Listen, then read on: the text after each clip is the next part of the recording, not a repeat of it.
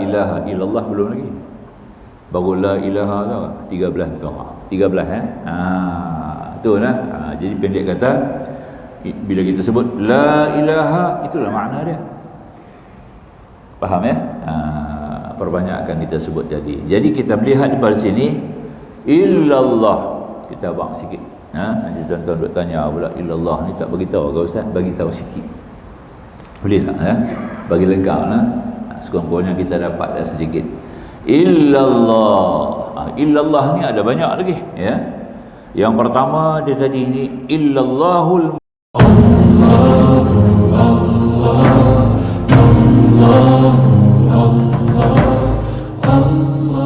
Ma'asyiral hudhur. InsyaAllah kita lanjut pada muka surat 77 Jadi pada perkara 2 ya, InsyaAllah di atas lanjutan pencerahan kalam hikmah yang ke-15, keagungan Allah Subhanahu wa taala. Hamba-hamba Allah yang arifin, yang mencapai tingkatan ma'rifah yang tinggi, itu kita panggil arifin, golongan arifin.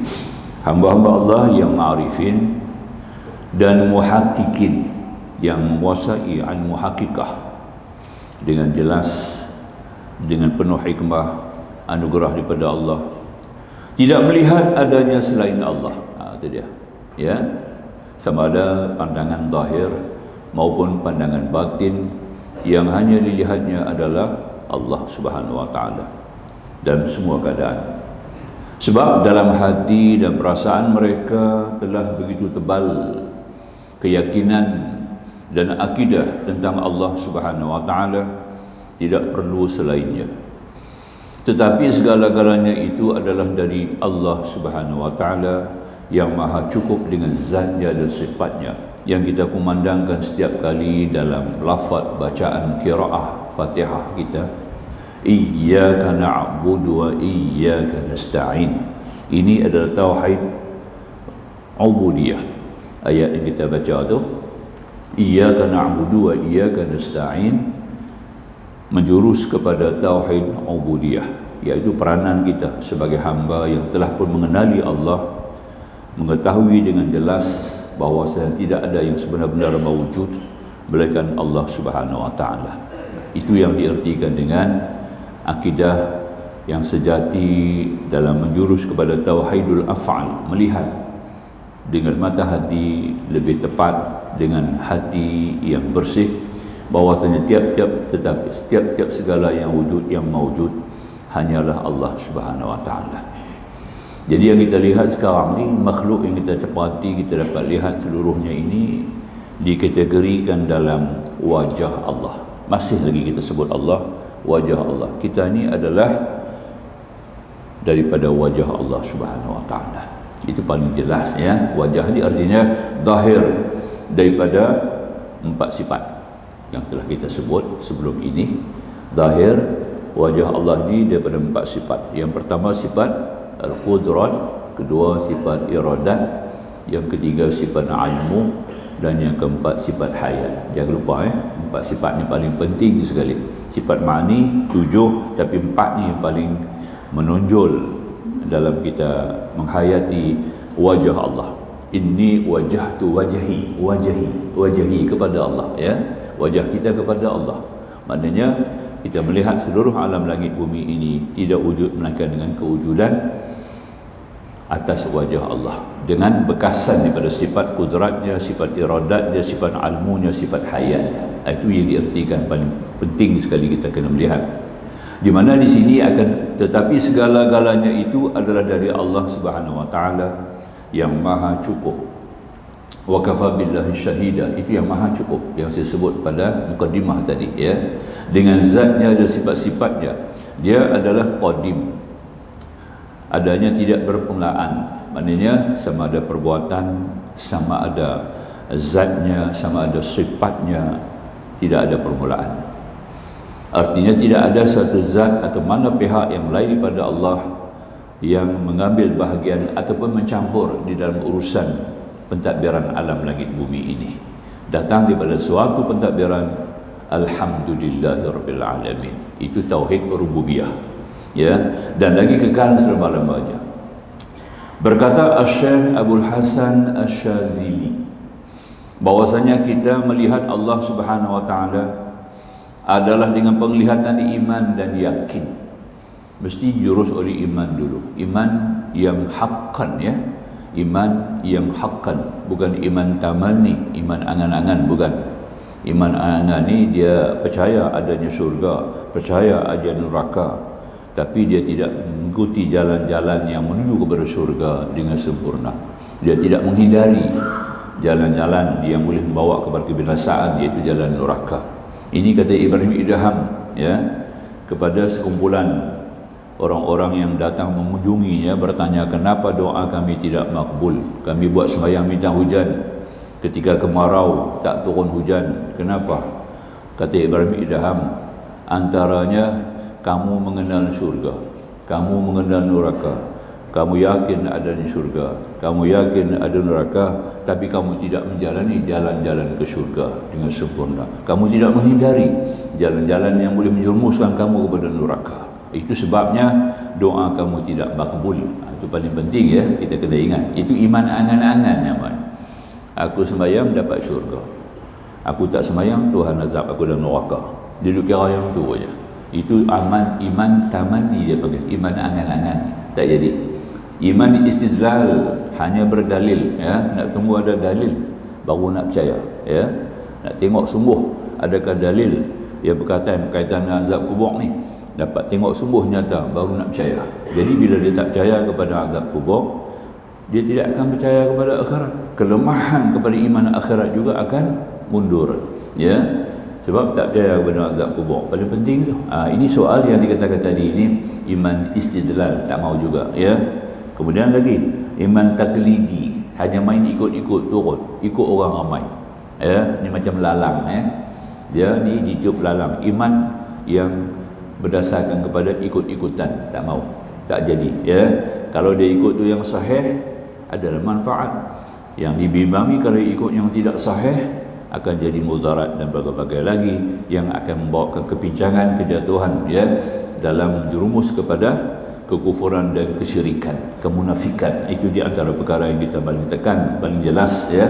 Jadi maka itu berkata Syekh Abdul Hasan Asy-Syadzili, ya, perintis kepada tarekah Syadziliyah, ya, Syadziliyah, bahwasanya kita melihat Allah Subhanahu wa taala adalah dengan penglihatan iman dan yakin.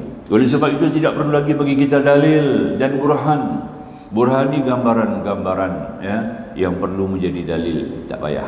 Kita tak perlu hujah, tak perlu burhan, gambaran, kita tak perlu dalil, kerana kita dapat melihat dengan mata kepala kita, dengan mata hati kita, dengan jiwa nurani kita, dengan ihsan kita, bahwasanya tidak ada yang wujud sebenar-benar wujud melainkan Allah.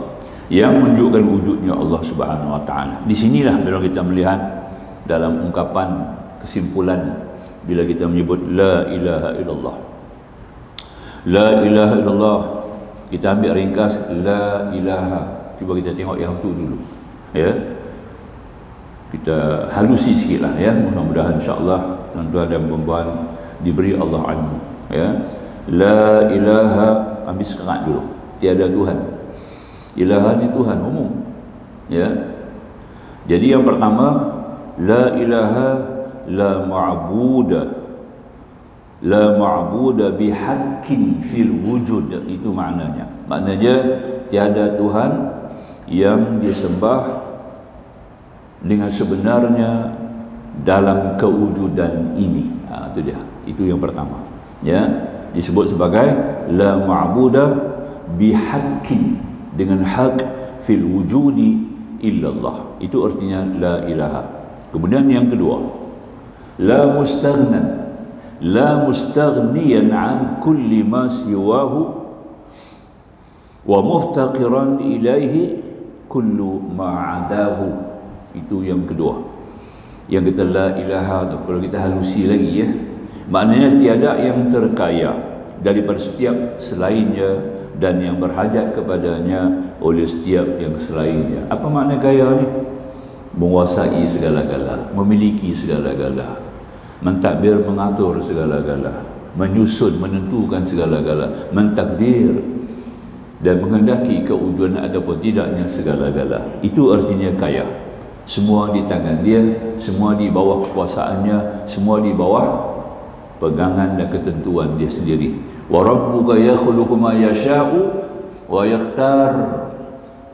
Ya, kata Allah, Tuhan kamu yang mencipta jadi dan Tuhan kamu juga yang memilih nak jadi apa kita.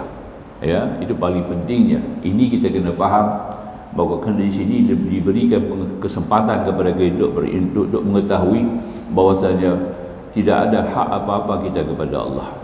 Kalau semua Tuhan punya, dia kaya, semua dia miliki. Ya, tidak ada apa-apa hak kita kepada Allah. Cuma Tuhan buka satu hak, tu dia buka tu. Sebenarnya tidak ada hak apa-apa. Cuma satu saja hak kita kepada Allah, di atas Allah memohon ampun, itu saja. Lain tak ada apa. Kalau kita minta doa Tuhan tak makbul, itu bukan kelemahan Allah ataupun ketidakpandangan Allah. Jangan salah faham. Apatah lagi kita jangan kecil hati. Ya, dia ada tiga pihak.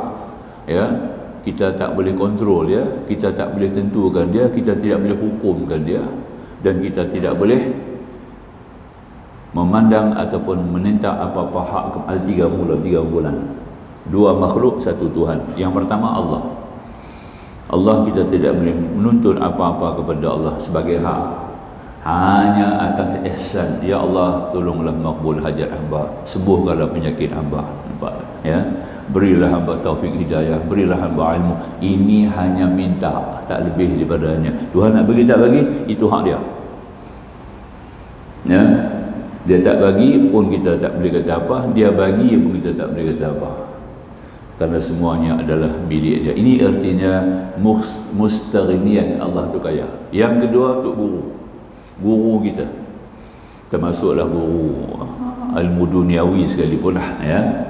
Bila kita guru ni, kita boleh minta apa-apa kepada guru, tapi guru sendiri nak bagi tak bagi itu hak dia. Tak boleh paksa guru tu, ya.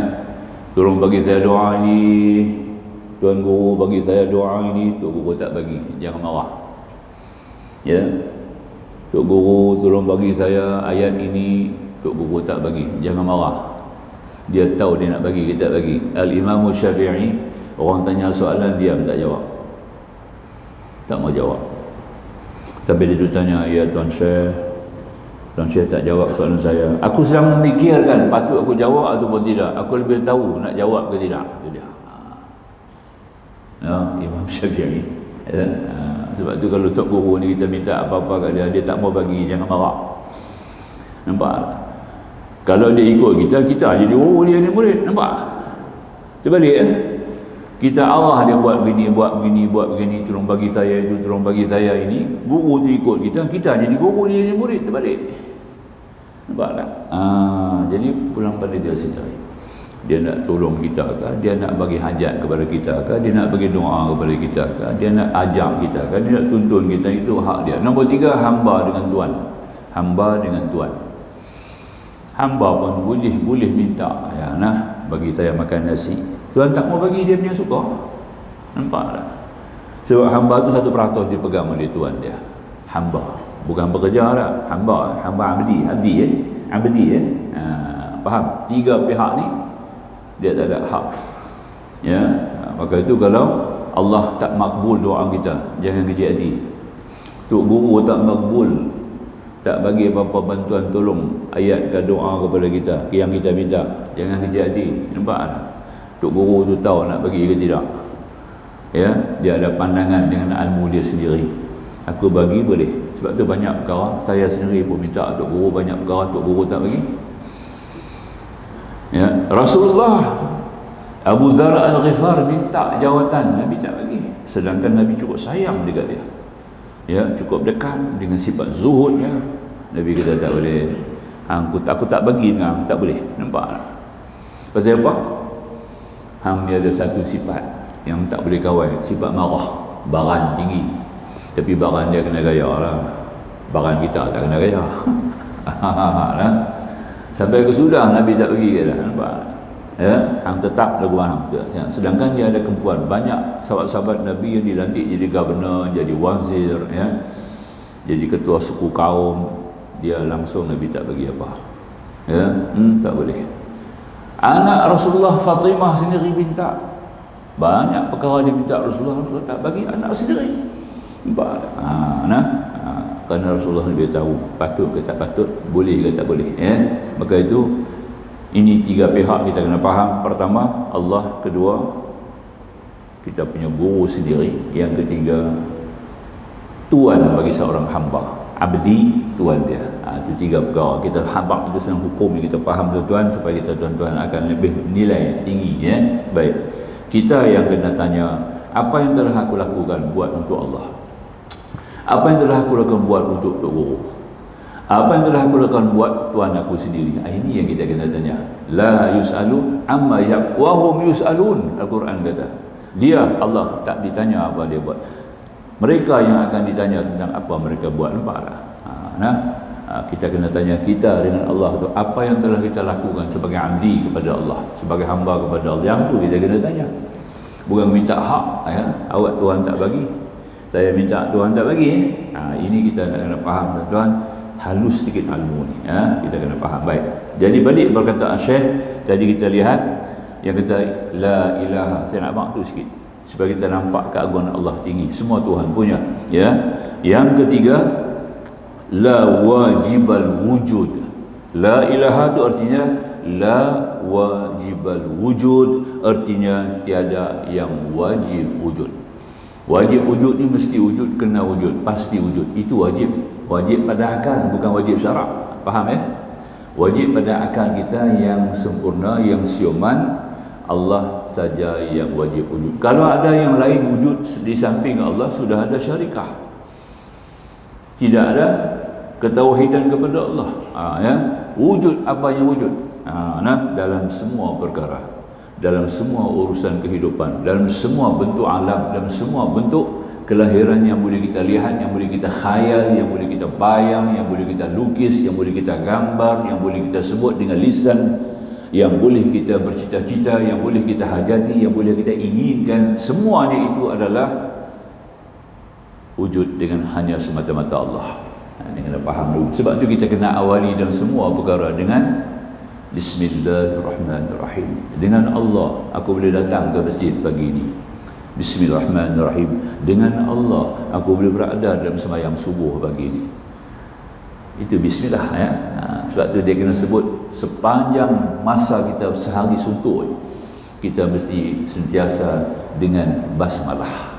Jangan lupa semua perkara kita nak buat dengan bismillah. Kerana dengan Allah boleh ada, dengan Allah boleh tiada, dengan Allah boleh wujud, dengan Allah tiada wujud, dengan Allah boleh berhasil, dengan Allah tiada berhasil, dengan Allah kita boleh faham, dengan Allah juga kita diberi faham ya. Maka itu nama Allah mesti dia utamakan dulu dalam semua perkara. Paling penting kan. Ini kita nak ambil kira. Sebab itu kita kena awali dengan basmalah dan semua pergerakan kita. Tapi ikut pada basmalah yang diwajib, yang disunat, yang diharus, makruh haram tak boleh. Bubuh sebatang rokok Bismillahirrahmanirrahim itu tak boleh. Dengan Allah juga kisah rokok, dia kata nampak kacau ini kacau tak boleh ya. Betul, memang betul pada hakikat semuanya Allah, tapi perbuatan yang kita buat tu adalah salah. Nampak tak? Kita kena tanya, itu paling pokok sekali. Kemudian la ilaha lagi, la mustahiqan, la mustahiqan lil ibadati bihaq. Tu dah dia nak kupas lagi halus-halus tu lah. La ilaha tu nah. Yang ni kita mengaji sifat 20 baru lapis awal ni, mubtadi ni yang dia maksud advanced stage. Ini yang saya bercakap ni. Kita sudah sampai kepada peringkat advance lagi, nak faham la ilaha. Jadi la ilaha di sini la mustahiqan lil ibadati bihaq, yang membawa arti bahwasanya tiada yang berhak dengan sebenarnya untuk dibuat ibadat melainkan hanya kepada Dia. Itu makna ilah yang kita sebut tu tinggi ya. Sebab tu zikir la ilaha illallah ni cukup tinggi. Sebab dalamnya masuk lagi la ilaha la khaliq la khaliqa. Khaliq. La ilaha artinya la khaliq, artinya tiada yang menjadikan sekalian makhluk. Tiada yang menjadikan sekalian makhluk. Ini saya bawa para tuan-tuan ni sunan yang 9 ni. Inilah amalan dia. Inilah ilmu ma'rifah dia. Faham yang saya bawa ni? Ya, bukan kita boleh jumpa dalam sebarang-barang kitab, tak jumpa. Dia punya kupasan la ilaha. Kalau kita nak halusi. Jadi la khaliqa, tidak yang mencipta jadi melainkan Allah. Tidak ada yang mencipta jadi melainkan Allah. Ya, apa nak jadi, apanya tidak. Ya, itu dia. Seorang hamba Allah, dia telah kerugian dalam nilai yang cukup besar, juta.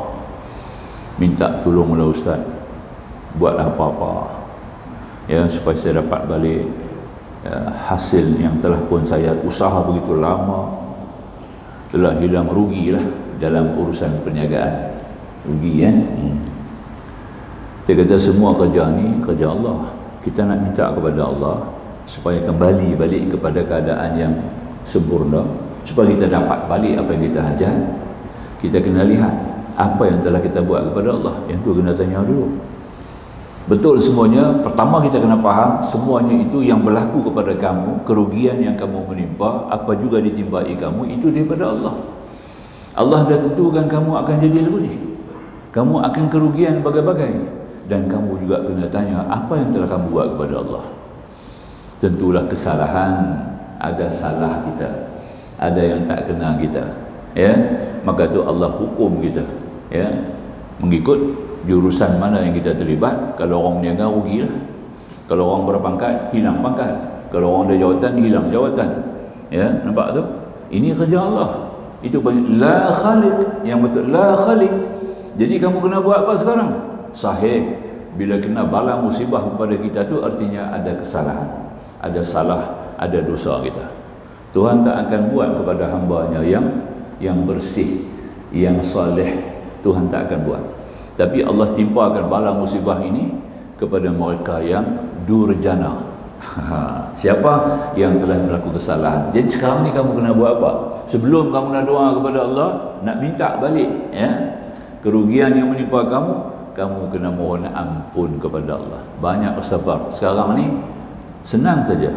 Duduk di rumah, balik di rumah, kamu kembali kepada satu kesedaran, minta ampun, hampang 3 sembahyang, minta buat 2 rakaat solat. Buat 2 rakaat solat kepada Allah, ya, sebagai salat mutlak, tidak ada apa-apa hajat, ya. Berhubung sebab Tuhan sebut, ya, wasta'inu bisabri wassalah, minta tolong kepada Allah dengan sabar dan sembahyang. Tuhan suruh. Jadi kamu buat sembahyang dulu 2 rakaat secara mutlak sebagai kurbah mendekatkan diri kepada Allah, kemudian kamu mohon ampun. Sebut astagfirullah, astagfirullah sebanyak-banyak mungkin, boleh tak? Sehingga kamu akan rasa tenang, sehingga kamu akan redha kepada hukum Allah, sampai jadi redha. Kita kena minta ampun. Astagfirullah, astagfirullah, astagfirullahalazim, banyak-banyak kita baca, sehingga jiwa kita akan jadi tenang dan kita akan jadi redha. Apa yang Tuhan buat semua aku redha. Dia kena sampai begitu, baru habis. Nampak? Baru makna kata dosa tu terampun. Lagi kita tak rasa redha, duk rasa rugi, awaklah aku kenal lagu ni, maknanya belum terampun dosa lagi. Tu faham, tu tanda nak tahu, ya. Maka tu astaghfar kita sebanyak-banyak mungkin tanpa had, sehingga kita akan merasa jiwa kita tenang, boleh terima redha. Saya dah sebut dulu kan, kemuncak kepada tauhid yang kata seorang hamba Allah yang bertauhid kepada Allah, kemuncaknya dia sampai kepada 3 makam. Kalau sudah ada 3 makam ni, baru tauhid dia dikira sebagai tauhid yang sahih. Dia mentauhidkan Allah. Pertama, redha. Betul? Kedua, tawakal. Yang ketiga, mahabbah. Kalau tak sampai 3 ni, tauhid kita belum sempurna lagi. Belum lagi kita mengesahkan Allah. Belum.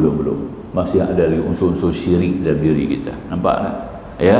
Pertama, dia kena redha. Redha dengan hati yang lapang, dengan hati yang senang, dengan hati yang begitu jelas bahwasanya Allah Tuhan yang Maha Pengasih. Dia kena ada dulu tu. Nampak tak?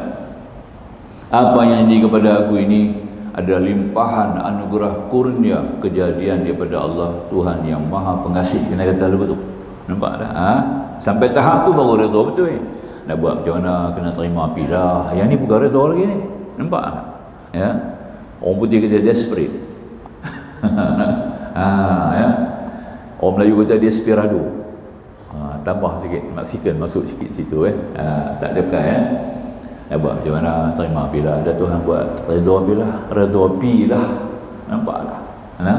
Yang pi itulah tu apa? Tidak kan?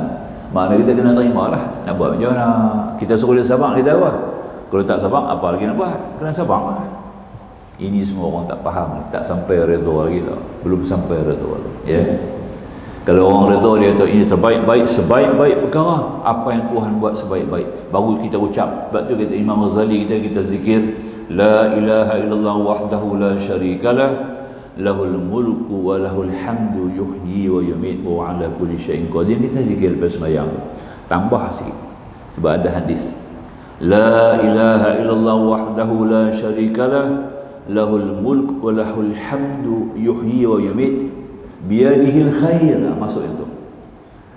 Biyadihil khair, di tangannya segala kebaikan. Apa Tuhan buat semua baik. Nampak? Dia timpa penyakit kepada aku pun baik. Dia timpa bala kepada aku pun baik. Nampak tak? Dia timpa kerugian kepada aku pun baik. Ya. Semuanya itu adalah baik sebab yang mencipta jadi kita itu adalah sebaik-baik pencipta. Itu arti la ilaha la khaliq. Dia faham tak? Dia. Banyak arti gitu Lagi kata kata lagi ulama, la raziqu, la ilaha la raziqu. La raziqa, la raziqa baca dengan baris atas. Sebab ada lam, bila ada lam alif, setiap isim yang datang belakang tu mesti dengan nasab, dia kata mengikut ilmu nahwu lah. Nasab ni maknanya dengan baris atas. Yang kata la raziqu, la raziqa. La raziqa la khaliqa. Baru betul ya. La raziqa maknanya tiada yang memberi rezeki melainkan Allah. Ya, jangan kata majikan bagi rezeki, orang yang bagi rezeki, siadu bagi rezeki, ya, pelanggan-pelanggan bagi rezeki, pembeli-pembeli bagi rezeki. Tak betul. Yang memberi rezeki, tidak ada yang memberi rezeki melainkan Allah. Ya, itu duduk yang alif lam ra. Bismillahirrahmanirrahim. Ada tak alif lam ra, Ar-Rahman, alif lam ra, Ar-Rahim. Alif lam ra tu Ar-Raziqu. Nampak tak? Ra tu fungsi dia. Alif lam ra, Ar-Rahman kan? Alif lam ra, Ar-Rahim tu ada dua kan? Alif lam ra, alif lam ra ada dua. Satu Rahman, satu Rahim. Rahman nikmat yang besar-besar, Rahim nikmat yang seni-seni.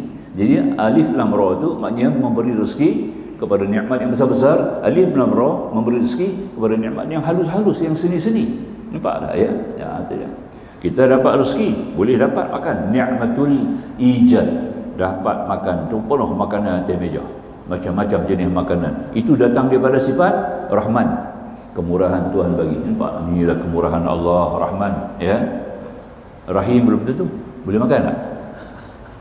Boleh makan tak? Saya minta maaf lah, tak boleh ustaz. Duduk satu hidang dengan dia, mati dah hamba Allah. Cukup baik, cukup baik. Saya kena cerita sikit lah. Saya buang-buang ada, saya nak cerita ke orang tak nak besar kan. Dia kata boleh. Benda kenyataan betul, bukan ada satu kerugian salah pun tak mana. Nak tengok kata Rahman Rahim tu penuh makanan di meja. Dengan saya duduk makan sekali. Nampak tak? Ya. Dia pun orang yang jutawan juga dia ni. Jutawan lah. Dengan dia punya kehebatan dia, personality dia, duduk makan. Orang hidang special pula. Pasal dia dengan saya sendiri, orang hidang lebih sikit lah. Orang bagi hidangan lebih sikit. Saya duduk perhati tengok. Kami 4 orang. 4 orang satu hidang. Dulu kita makan hidang. Dulu tak buffet lama dulu lah. Bila nak makan, dia tak boleh makan. Rahman ada, Rahim tak ada. Rahim apa? Boleh makan, tak ada. Saya tak boleh makan Ustaz. Ustaz tunggu sana, dia pergi kat kereta dia. Dia bawa mai satu tupperware. Dalam tu ada nestem. Tu dia. Masa baby makan nestem, tua pun makan nestem. Nampak? Ya? Tak boleh makan. Ulcer, problem dia ulcer. Dia ada ulcer, problem perut dia. Perut dia luka. Ya? Dia makan asid. Asid perut tu makan, nampak tak? Pasal tak nak makan, asid makan perut, pasal kita tahan makan, tak makan. Bila perut kita lapar, Allah buat bagi perut tu lapar. Ni'matul ijad dia panggil. Tuhan buat bagi lapar. Dia suruh makan lah. Perut akan minta makan. Masa tu dia nak kerja. Dia taat kepada Allah. Makhluk-makhluk Allah ni patuh kepada Allah. Ya, bukit, bukau, gunung, ganang, perut kita, tali perut, darah, jantung kita taat kepada Allah. Dia tak khianat dah. Sampai masa dia akan minta. Macam perut kerja dia apa? Memproses makanan kita. Simpan makanan, proses makanan. Betul tak? Sampai masa dia kena terima hukum Allah, sunnah tu. Kita tak patuh ke dia. Nampak tak ya? Kita tahap dia tak bagi makan.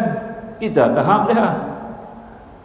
Maka tu timbul akibat. Dia akan keluar asid nak bakar makanan, asid nak proses makanan. Asid tu bila cari makanan tak ada, dia makan perut kita balik. Itu jadi ulcer. Faham tak?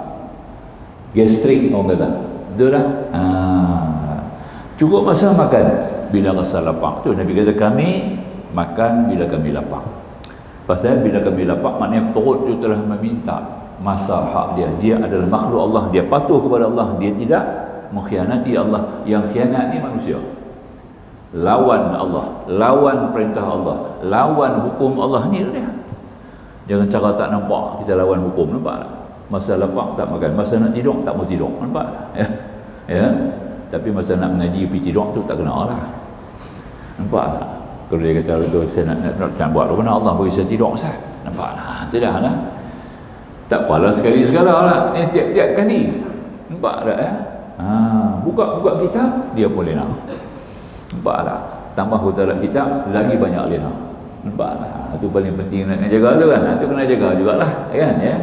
Sang kata boleh makan yang haram tak boleh lah. Tu, tu dia lah. Dia kata tadi ni pada faham ya. Baik. Na'udzubillah min zalik.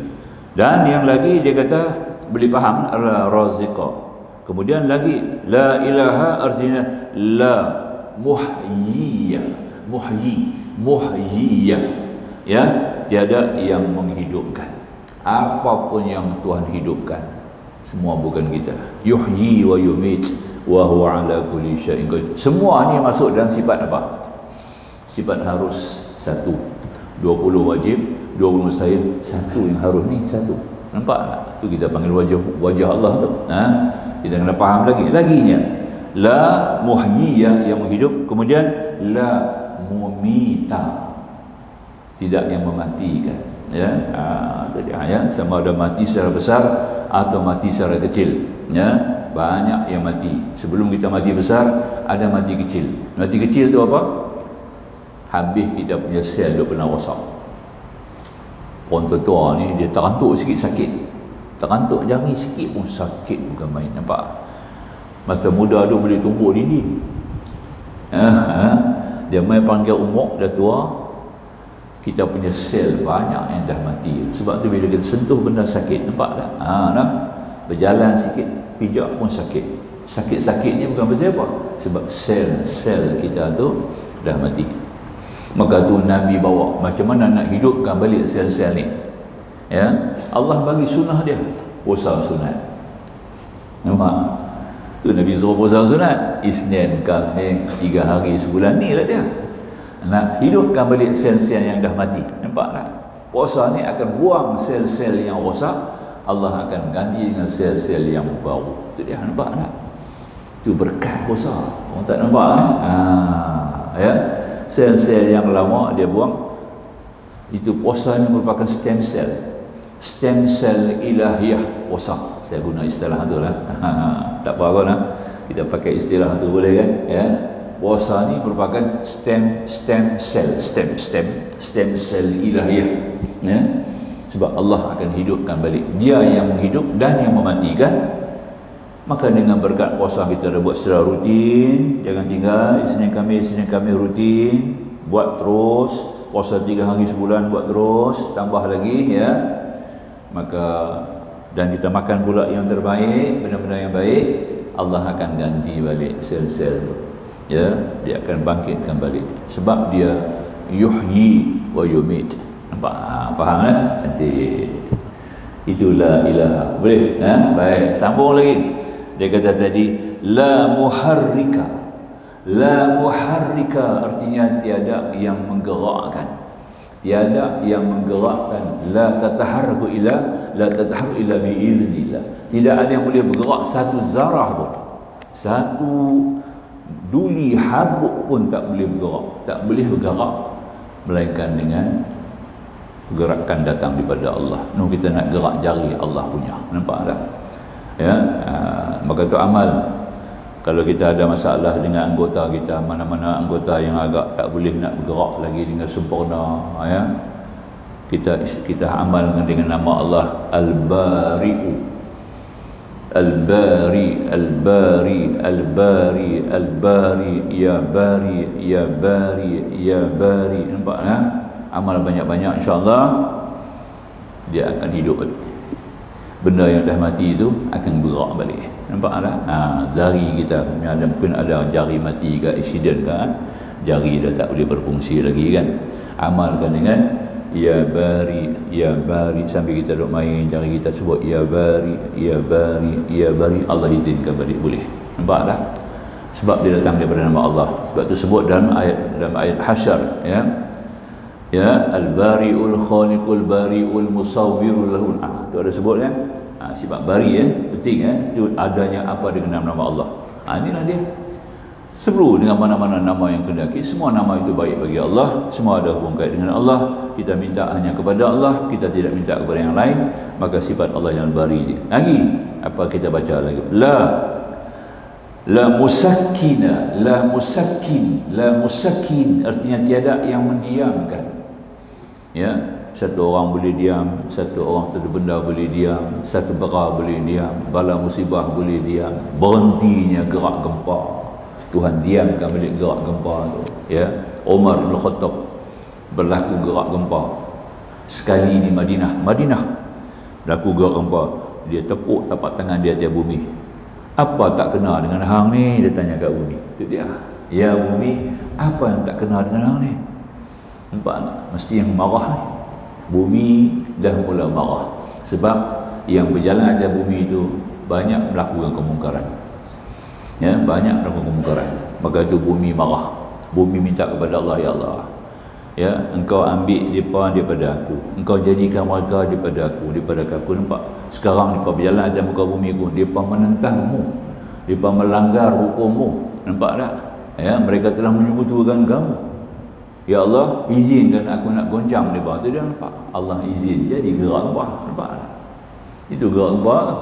Itu bukan kerja, bukan bencana alam. Jangan saya baca ni bencana alam, tak jumpa Tuhan. Bila apa tak jumpa? Duk cakap bencana alam, bila nak jumpa Allah? Ya, ni baru-baru ni keluar pula ada filem baru keluar kan, Mentega Terbang. Ya, ujung dipetak tunjuk di pawagam ya. Hanya tunjuk melalui internet, Mentega Terbang. Punya jahat semua-semua. Daripada awal sampai habis. Saya tengoklah. Daripada awal sampai habis saya tengok. Ya. Semata-mata filem itu menghina Islam, mencerca Islam dan bertentangan dengan budaya dan adat resan orang Melayu. Bukan orang Islam saja. Bersalahan, bertentangan dengan budaya orang Islam dengan budaya orang Melayu. Ya, tak kena. Ya. Antara watak dia, masuk si Aisyah ni dalam masjid, jumpa kawan dalam masjid, buka Bible, duk tafsir Bible. Ada orang Melayu buat kerja tu? Orang Islam takkan buat kerja tu. Ada jadi orang kerja orang Islam masuk masjid buka Bible, duk bincang dengan kawan dia Bible dalam masjid. Tak ada. Tapi itu yang dibuat watak, nak bagi tahu kata Bible ni betul, Quran tak betul. Nampak tak? Ini bukan budaya orang Islam, bukan budaya orang yang beribadat, bukan budaya orang yang pergi ke masjid. Nampak tak? Itu kita nak kena jaga tu, ya.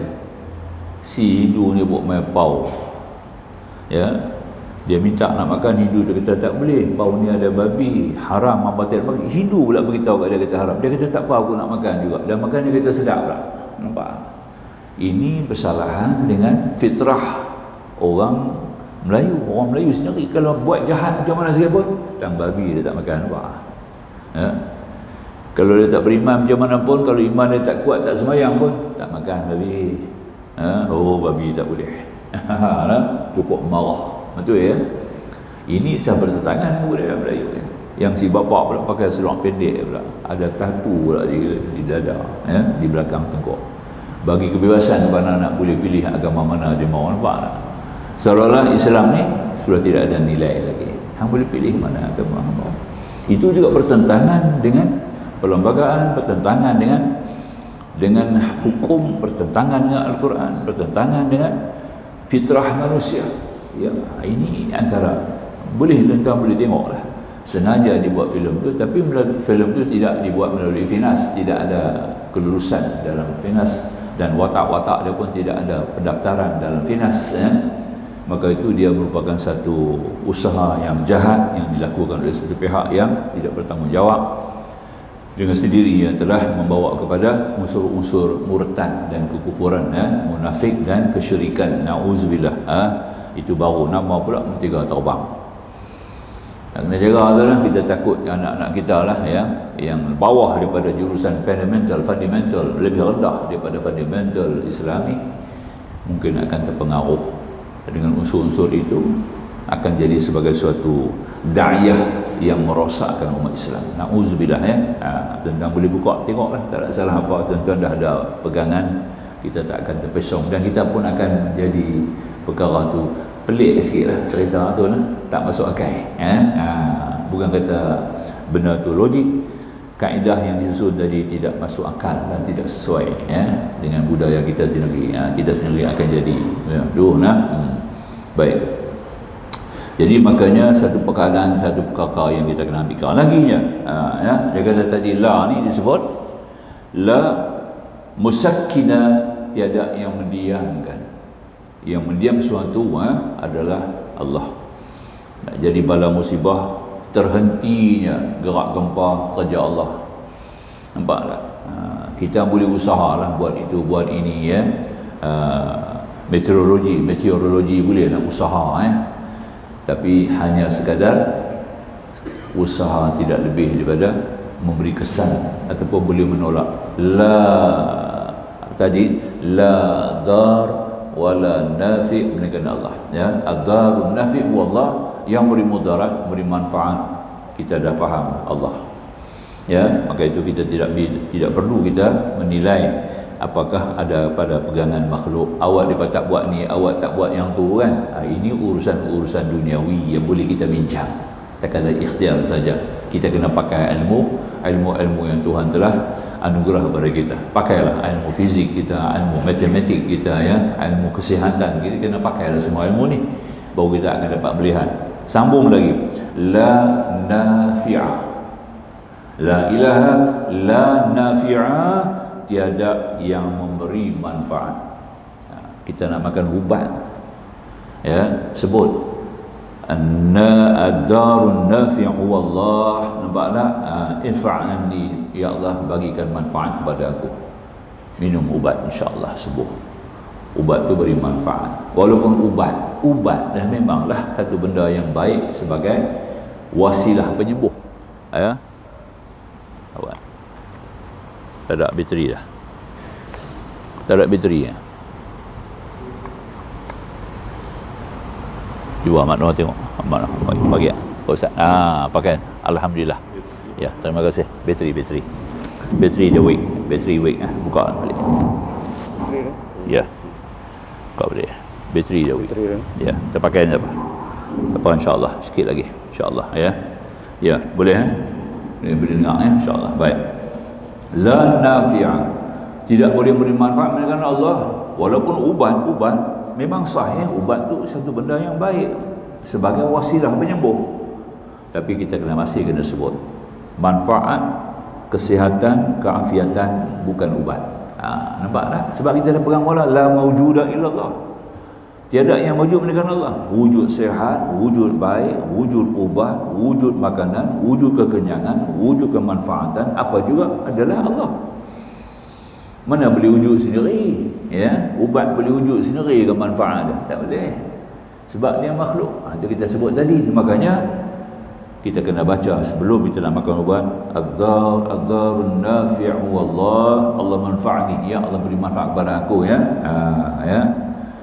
Minumlah ubat insya-Allah. Bacalah apa-apa lagi. Bismillahirrahmanirrahim, bismillahirkafi, bismillahirmuafi, bismillahirardis samawati wal ard, bismillahilladzi la yadurru ma'a ismihi syai'un fil ardi wala fis sama', ya hayyu ya qayyum. Itu dia, nampak tak? Itu kaedah dia. Insya-Allah. Ya. Kalau tak baik pun dia tidak beri mudarat. Itu dia. Kalau ubat kita makan tu tak baik, dia tidak akan beri mudarat. Jangan bimbang. Maknanya kesembuhan tu belum sampai lagi. Ada sebab Tuhan tak bagi sembuh. Ada pasal. Itu bukan hak kita. Nampak tak? Aku dah usaha makan ubat, dah usaha baca doa, usaha baca, tak baik juga. Tak betul itu. Kalau cakap begitu kerana hak menyembuh, ya. Hak Allah sebagai Tuhan yang berkuasa, bukan hak hati Allah. Hak Tuhan sebagai yang berkuasa, punya sifat kuasa, hanya semata-mata dia yang berkuasa, ya. Melainkan dia saja menentukan. Yang kita dah baca ayat mula, wa rabbuka yakhluqu ma yasha'u wa yakhtar.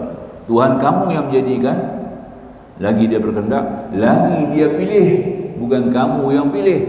Kamu hanya merumus urusan-urusan kehidupan dengan sunnah.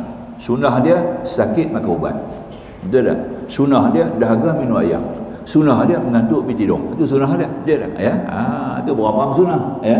Kalau kita menyalahi sunnah, tak betul. Jadi sunnah Allah ni dikuasai oleh Allah. La tabdila li khalqillah. Tidak ada siapa yang boleh mencipta lain daripada sunnah Allah. Nak ubah tak boleh. Sebab tangan Allah. Kul kullu min indillah, katakan semua itu di sisi Allah Subhanahu wa taala. Ya, itu jangan dipaham. Kemudian sambung lagi pada la dar,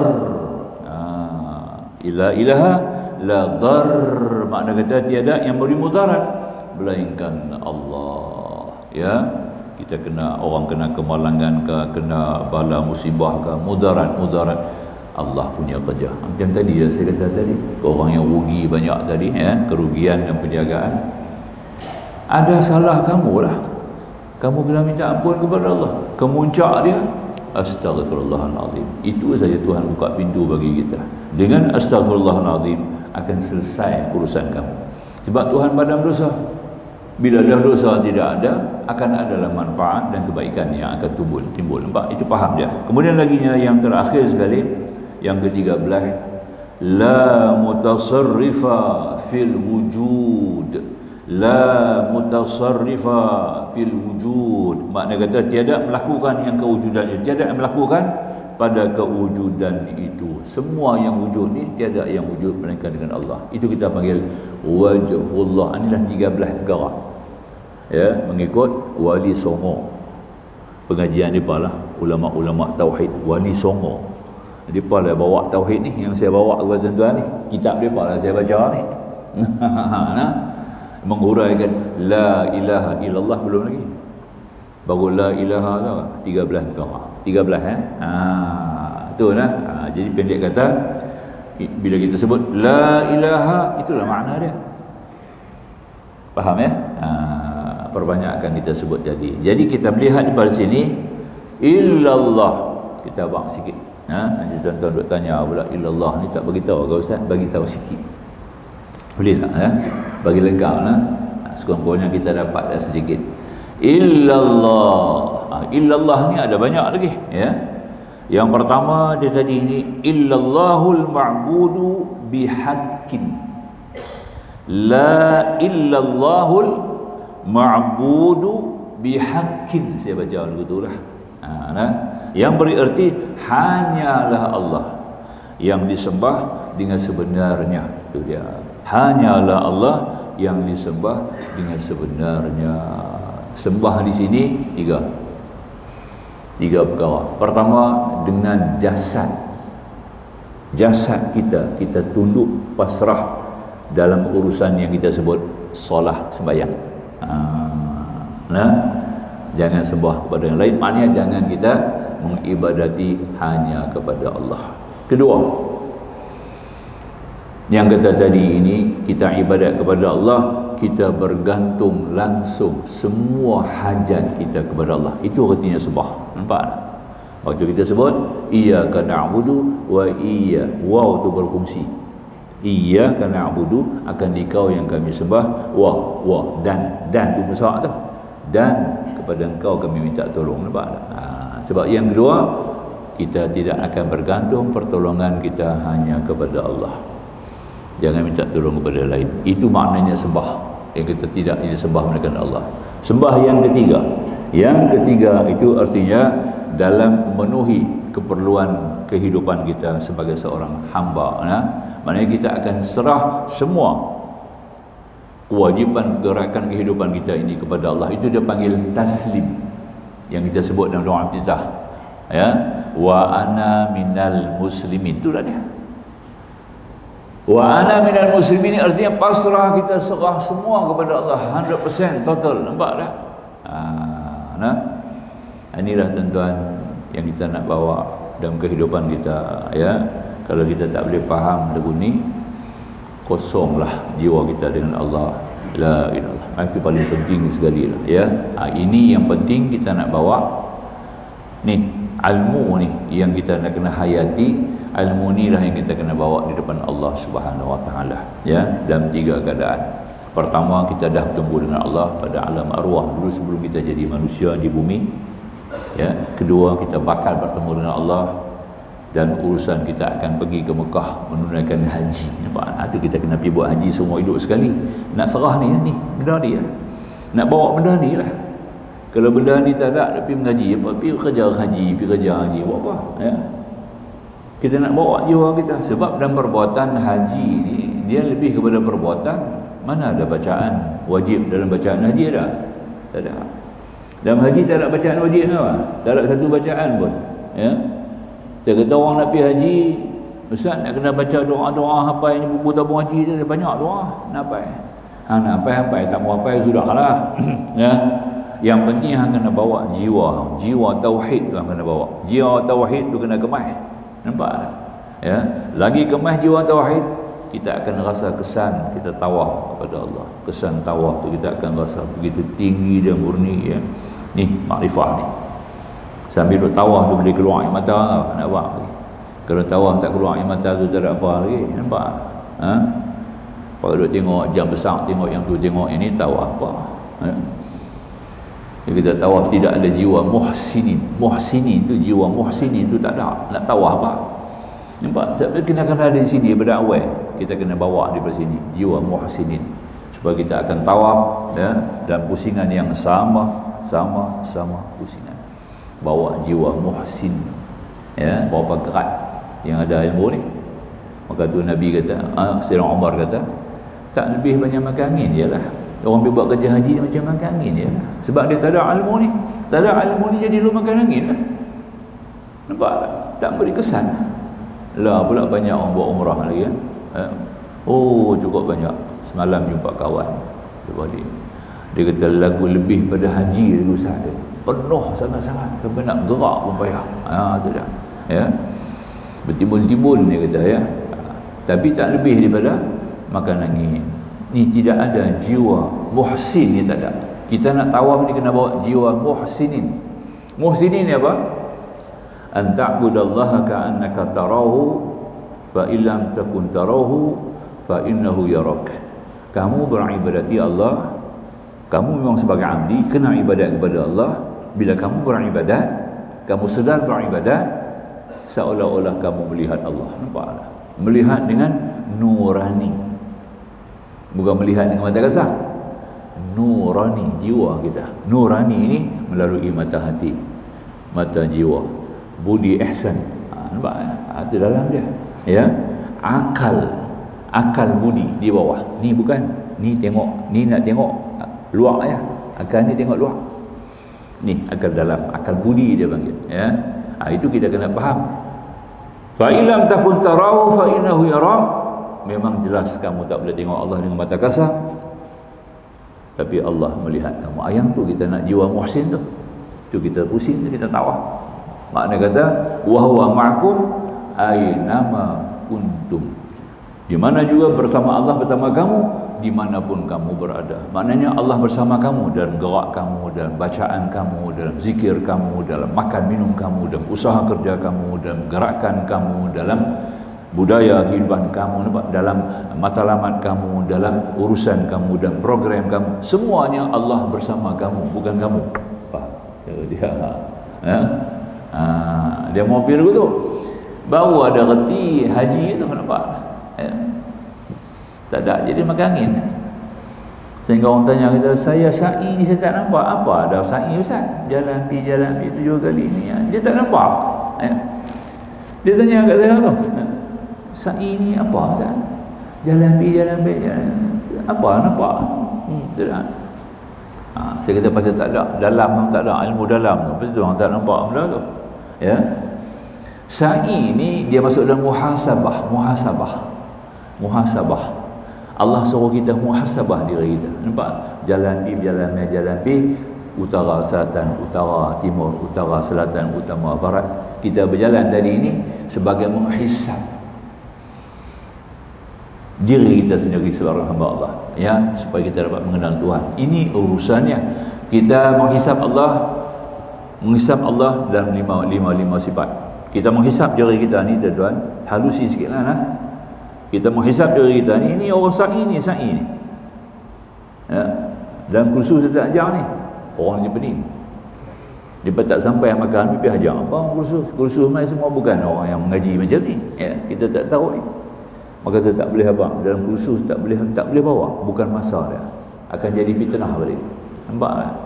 Dia banding kata, kami nak pergi kursus, Ustaz duk ajar yang ni semua. Kami bukan. Kami nak pergi buat haji. Ustaz duk bawa cerita ni semua apa. Dia tak tahu yang ni lah dia main inti sa'i. Ya, 5 perkara. Sa'i muhasabah diri, sa'i itu muhasabah diri ada 5. Nampak tak? Yang pertama sekali, sa'i itu menguji kesabaran kita. Itu dia. Nampak tak? Kedua, sa'i menguji kesyukuran kita. Ketiga, sa'i menguji keikhlasan kita. Nampak tak? Keempat, sa'i menguji keredaan kita. Yang kelima, sa'i menguji tawakal kita. 5. Inilah sa'i. Kalau tak ada ilmu 5 ni, sa'i tak nampak apa. Sa'i Zat lah. Pergi balik tak nampak apa. Tak berjalan, pergi balik nampak. Dia tak nampak sa'i itu apa. Nampak tak? Kan? Allah Ta'ala jumpa sebut perkataan sa'i pada hari Jumaat. Ya, sa'i itu Tuhan jemput pada hari Jumaat. Iza nudiya lis-salati min yaumil fas'au ila nudiya lis-salati min yaumil jumu'ati fas'au ila. Bersa'ilah kamu kepadanya. Nampak? Apabila kamu diserukan azan buat bersembahyang Jumaat, maka bersa'ilah. Tengok. Bukan kata maksudnya bersa'i berjalan kaki saja terus, tapi kamu berjalan dengan 5. Nampak tak? Nabi sembahyang Jumaat tu 5. Mesti ada 5 benda ni, 5 sifat dalam diri kamu. Pertama, kamu mesti ada orang yang sabar. Nampak tak? Yang kedua, kamu orang yang bersyukur. Ketiga, kamu orang yang mukhlis, ikhlas. Yang keempat, orang yang redha kepada Allah. Yang kelima, orang yang tawakal kepada Allah. Inilah sa'i. Ada 5 sifat ni, kita sa'i, kita akan rasa kesedapan sa'i itu. Tak rasalah jauh, berjalan saja, sakit kaki. Nampak dia? Ya? Tengok tak nampak apa, orang ramai. Cakap tu je kita nampak. Sama lagu kita, kurang sikit daripada Walt Disney lah. Ya, orang pergi Walt Disney kan, kurang sikit pada tu. Na'udzubillah. Kita cakap banyak-banyak orang marah lah ya. Tapi inilah hakikat dia, tuan-tuan dan perempuan, insya-Allah. Jadi kita baca hari ni banyak ni lah, sikit lah ya. Jadi kita akan jumpa lagi insya-Allah. Ini maksud perkataan daripada sebagian ulama muwahhidin, lau kulliftu an ara ghairahu lam astati' fa innahu la ghaira ma'hu hatta ashhadahu ma'hu. Jadi yang illallah ni saya akan terang lagi lah pada minggu depan. Kita tak cuti terus Ramadan pun jalan aku biasalah. Tak ada istilah berhenti tangguh, tak ada. Kita akan berjalan macam biasalah. Selagi Allah izin, kita boleh hadir, kita boleh hidup, kita jalan terus. Ya, ilmu ni tidak wajarlah kita ke belakang kan, sebab dia punya urusan yang begitu tinggi sekali dalam urusan kita. Ya, saya akan sambung ilallah tu nah. Tolong peringat samalah, kok saya terlupa. Minggu depan sekali satu lain ingat lagi, pada minggu depan ada lepas kuliah ada kenduri. Minggu depan lepas kuliah subuh ada kenduri. Ada kenduri lah. Siapa buat kenduri saya tak tanyalah. Tapi ada kenduri, disuruh tuan-tuan dan perempuan ya raikan kenduri itu. Jangan tak makan tau. Rai kenduri sebab dia sunnah Nabi bagi makan orang, menjamu orang tu sunnah Nabi. Kalau kita tak mau makan, kita pakat balik, tak mau raikan, kita tak faham sunnah Nabi tu. Orang yang bagi makan pun dapat pahala, orang yang makan pun dapat pahala. Nampak tak? Tuan-tuan dapat makan kenduri, dapat pahala sekali. Nampak tak? Tak mau pahala tu. Sebab dia sunnah Rasulullah. Kita meraihkan orang yang buat kenduri, meraihkan pihak buat kenduri. Kalau masjid lah, orang masjid lah, ataupun ada individu tertentu nak buat kenduri, kita meraihkan dia. Sebab Nabi suka bagi makan ni. Bagi makan orang ni, Nabi kata aku cukup suka bagi makan orang. Maka kita kena ambil sambutan tu ya. Walaupun kita sibuk macam mana sekalipun, railah makan sikit, sentuh makanan sikit, balik-balik lah. Jangan tak mau makan. Kita pandang benda tu tak mustahak.